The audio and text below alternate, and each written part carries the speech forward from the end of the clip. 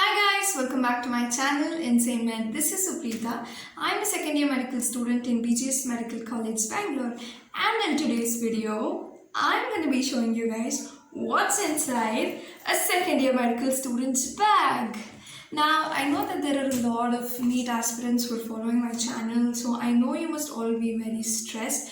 So I decided that I'm going to make a light-hearted video because I've been putting a lot of study videos, and you guys must also be very stressed for studying for such long hours, and then there's all this drama going on around about the NEET dates. So yeah, I just hope that you guys watch this video and de-stress a little.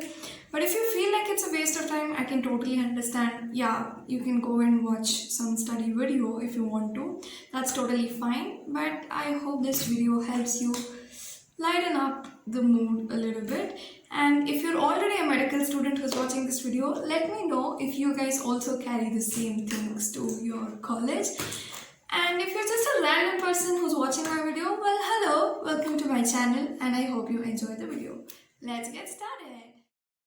Okay, so first of all, to be honest, this is not my actual bag that I carry to college. It's been almost 6 months since my college closed down due to the coronavirus pandemic thing, and then I don't know where my bag is lying. So I just found a fancy bag for this video and put all the stuff that I think I would carry to my college. So yeah, I'm going to show you guys what's all inside this bag first, and then we'll go into the details of each thing.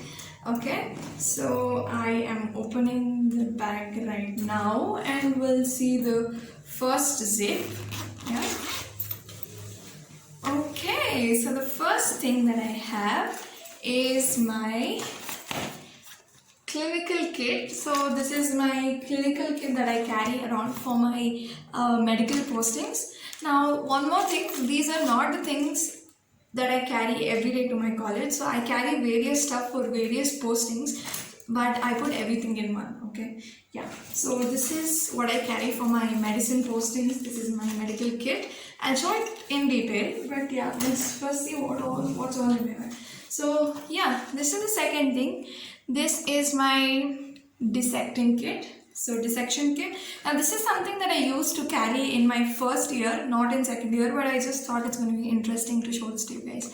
So yeah, and then, oh, I have everybody's favorite, the stethoscope. Yeah, basically I carry this every day, okay, irrespective of the posting. Yeah, I carry this every day. And okay, the next thing, let's look at the next zip. So the next zip, oh, nice. I have my surgery dress, no, OT dress, yeah. So I have this is my OT pant. This is my OT pant, and this is my OT top. And this is my cap, my surgery cap. I love this cap a lot. Okay, now the thing is, if you see my OT dress, this is so huge for me. I mean, it's 2 times my size. And the story behind this is that I was too lazy to go and buy my own OT dress. So I sent my dad to bring the OT dress. And you know parents, right? They always assume that you're gonna get fatter. And so he brought the size 2 times bigger than my size. So now every time I wear the OT dress, I look like a sloppy bear in it. Okay. So yeah. Anyway, let's continue with the medical kit. So the first thing inside the medical kit, so this is how my medical kit looks. Okay, wait, I'm gonna show everything one by one. I don't think you guys can see anything here.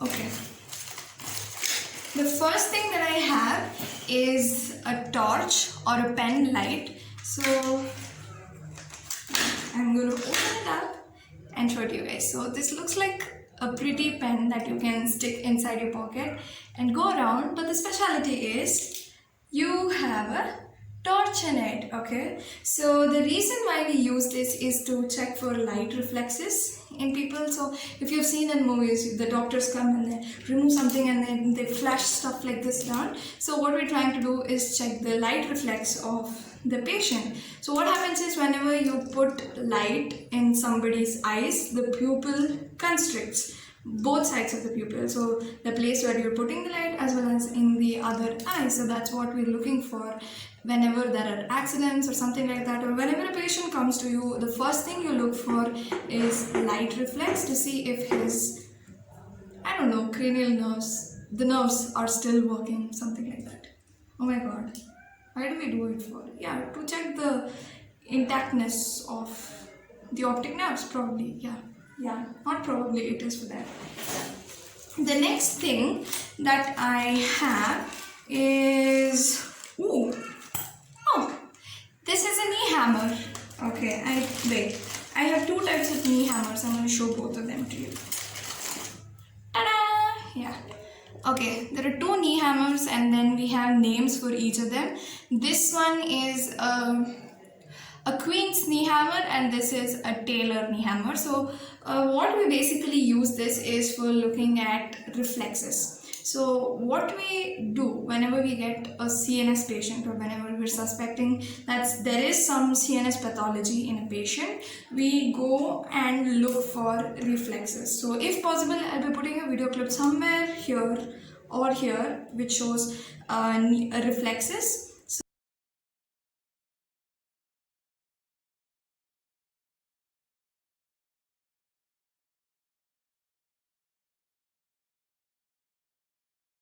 These are hammers that you're going to use for looking at reflexes like your ankle jerk or your knee jerk. So basically whenever you hit the muscle with this, the muscle is going to get stretched suddenly, and as a result of reflex action, your muscle is going to contract. So you basically stretch it by hitting and then it contracts and then you get a jerky reflex. So based on whether the reflex is absent or based on whether the reflex is exaggerated, you come to a conclusion about various types of CNS pathology. So this is what a knee hammer looks like.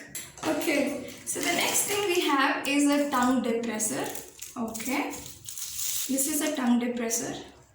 So you basically put this inside the mouth and then you look around in the oral cavity. So this is a tongue depressor that's in. And the next thing we have is a measuring tape. Okay, measuring tape is very important when you're doing a respiratory examination in a patient. So what we basically do is you take the measuring tape and then you put it around the chest and you try and measure what is the chest measurement when the patient inhales completely and what is the chest measurement when the patient exhales completely. And we do so many other measurements like transverse diameter, anterior diameter and stuff like that to see various lung pathologies, like if the lung is collapsed or if the lungs capacity is increased or if the lungs capacity is decreased and stuff like that.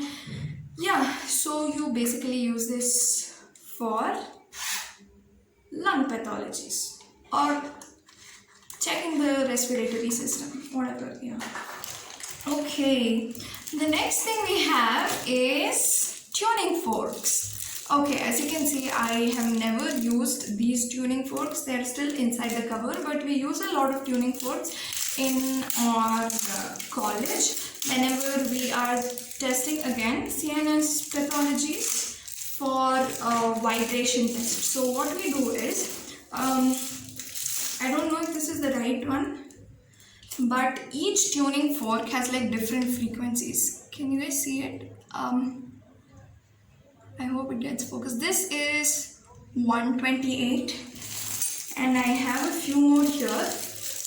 Okay, this is 256, yeah. And then the last one that I have is 512. Okay, so we have various tuning forks. So what we basically do is, so you're going to make this tuning fork start vibrating. So you hit it on your thumb region, below the thumb region. Yeah, so you hit it here. Ouch. Oh, sorry.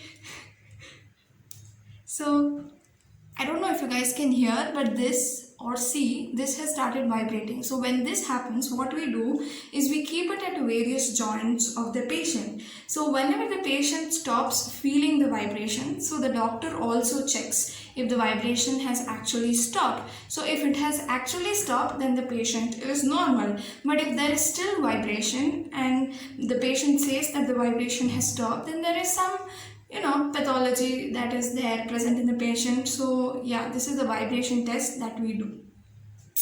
And the next thing that I have is, this is a tourniquet. Okay, so this is something that we usually tie on our arms.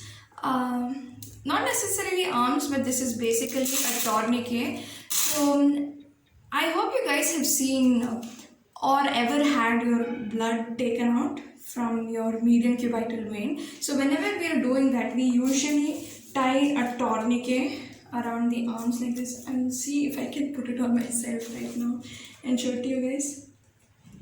Yeah, okay, so we basically tie the tourniquet not so high, somewhere here.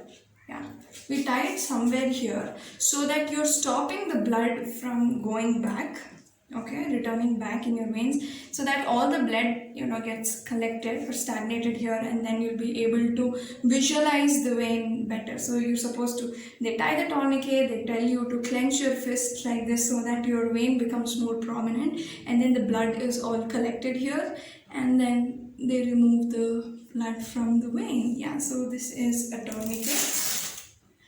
I have this as well, and then and then I have all smaller things. Most of the important things is that this is analytical weights. So basically in this, what we have is weights of various sizes. I don't know if you guys can see it. Okay, I tried removing this out actually, but some things got stuck here and I'm not able to remove the cap. But what we basically have in these is different metallic weights with different sizes. If I can read it out, okay. I cannot read it out. Okay, sorry. So there will be different sizes like 50 grams, 10 grams, 20 grams. So we place this on the patient's hand and we see if the patient is able to perceive the weight. Okay, so yeah, I think we're done with most of the stuff. Two other things I incidentally had in my medical kit was these two pencils. Now if you become a medical student, now these two pencils are going to stay with you for a very long time. So these are called eosin and hematoxylin pencil, and you're going to be using this to draw tissues and draw your histology structures, your pathostructures, most record stuff with these. Okay, yeah, so these are the two pencils that I had, and yeah, that's all I have in my medical kit. This is just some paper that I have. Okay, so yeah, I guess I showed everything that's inside my medical kit. Now let's go to our dissection kit. Dissection kit. Okay, now this is basically something that I used to carry in first year. This is not something I carry in second year, but I thought it's going to be fun to show it to you guys. So I'm opening it now, and I hope nothing falls down. Yeah, okay. Oh, it did. Okay, so yeah, this is what I have in my dissection kit. I'm going to show you guys each thing separately. Okay, now this is the scalpel that we use for dissection. Okay, it's rusted, I'm sorry. I haven't changed the blade for a very long time. This is the scalpel that we use for dissection. So you'll be using this to cut the cadaver. Dissect the cadaver, not cut the cadaver. Yeah. And the next thing that we have are all forceps. So basically you guys might think that these are scissors, but these are not actually scissors. We call these also forceps. So I'm going to show you guys different types of forceps. So the first thing we most of the times use while we're doing dissection is a toothed forceps. So it has sort of like ting ting tooth-like extensions which are present in the forceps. So this is basically used to hold stuff, okay? Hold stuff. So whenever you're dissecting, you'll be dissecting in different layers. So you'll have the skin flap, the fatty layer flap, and then you'll get the muscle layer flap. So every time you'll be holding the flaps and then dissecting. So this is, I don't know if it's actually called a toothed forceps. This is what my mom used to call it. So yeah, I also call it the toothed forceps because they have these clenching stuff that's present. And then the next thing we have is a normal forceps. I think this you can use to hold almost anything. Yeah, this is also for holding. I don't know what. And this is a pointed forceps. Pointed forceps is used for holding small things, I guess. Okay, I really don't know what we use pointed forceps for. I'm sorry. See, most of the things we don't use it in first year. You will only be using a scalpel, 1 or 2 forceps, and these scissor-like looking forceps, though we never use it. Okay, this is all when you go to surgery and stuff like that. That's where it will be useful, but right now we don't use it. Okay, so the next thing that I have here is a normal scissor like looking thing. I think this is called a bandage forceps or something. It looks like a normal scissor. And then one thing that's very interesting is an artery forceps. It's bent like this. See, it's bent weirdly. Okay, I'll just open the cover and show it to you. Let's wait. I'll open the cover. See? It's an artery forceps. So this will basically be used to clamp arteries while you're doing a surgery to prevent hemorrhage or something like that. So you'll be using these to clamp the arteries basically. Yeah. So this is an artery forceps. And the next thing we have, see, to be honest, I don't know the use of most of these things that I have because we don't use it in first year. We will probably learn using it in second year. We'll probably learn using it in 4th year or when we do surgery. So don't start hating me because I'm showing stuff that I don't know. This is some sort of a wide scissor forceps. I don't know. And the last one we have is another thing. Wait.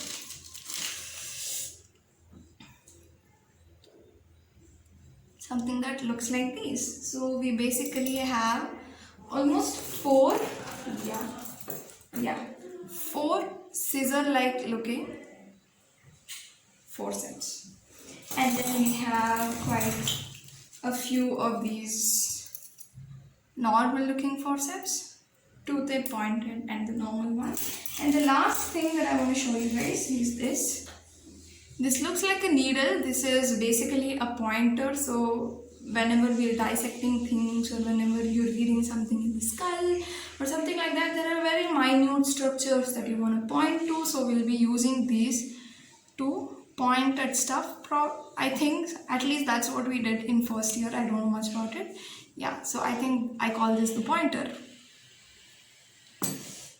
Okay, so that was all about the medical kit and the dissection kit, and I think I also showed you guys my OT dress. I think I did. The last thing I want to show you guys is my stethoscope. I'm sure most of you have already seen a stethoscope, but I want to show you guys one interesting thing. Whenever we have a stethoscope and you see doctors wearing it, there's a particular way to wear the stethoscope. So if you see, there is some sort of slanting in this forceps. See, this is from the back and this is from the front. So whenever you're wearing these steths, you have to wear it in such a way that the slanting thing is towards inside of your ear. You cannot wear it outside. So when you're wearing it, you basically wear it like this so that they go downwards and not the other way around. So they should not go backwards like that. And one more interesting thing is, in your stethoscope, there are 2 sides, this one that most of us have seen and know, and the other one is this. This is a bell. So this is the diaphragm and this is the bell. So we basically use the diaphragm to listen to heart sounds or percussions, crepitations, anything, not percussions, crepitations and other stuff in normal adults and even in kids. But we use the bell to probably hear heart sounds of the fetus, so the baby in the womb. Okay, so how you change between these is also cool. So you just take this and then you turn it around like this. So if you turn it around like this, now you can hear stuff from the bell. And if you turn it around like this, you can hear stuff from, oh shit.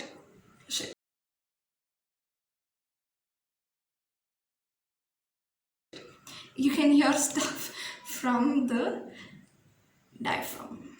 Yeah, so I guess this is all. So I showed you guys my medical kit and I showed you guys my dissection kit, and then there are of course so many other things that I carry, like my books, which is normal. I don't want to show them because it's not very interesting. So I carry like 3 or 4 notebooks, and sometimes I carry textbooks, especially if we are in rotations like OBG or even sometimes surgery medicine. Basically for every rotation we carry one particular manual kind of thing, and yeah, other than that I carry 3 or 4 notebooks in which I take notes. So this is all that I carry. But one more thing I think I put inside. This is also from my first year. That is a lancet. A lancet is something that we use to prick our fingers in first year for physiology labs. I'm not gonna prick it and show it to you guys, but this is how a lancet looks. So you basically remove it like this, and then you get the needle and you just prick your finger using this. Yeah, so I think I showed you guys everything that's inside my bag, and of course I usually carry my lunch and my water bottle and stuff like that. I drink a lot of water, and yeah, other than that I don't think I carry anything else. Yeah, that's all for today guys. I hope you enjoyed the video. If you did, make sure you hit the subscribe button and hit the like, and for more videos keep coming back to my channel. And if there are any video recommendations or any particular doubts or something like that you guys want to know, please comment it down in the comment section below, and I will make sure that I answer them. Thank you for watching. Bye.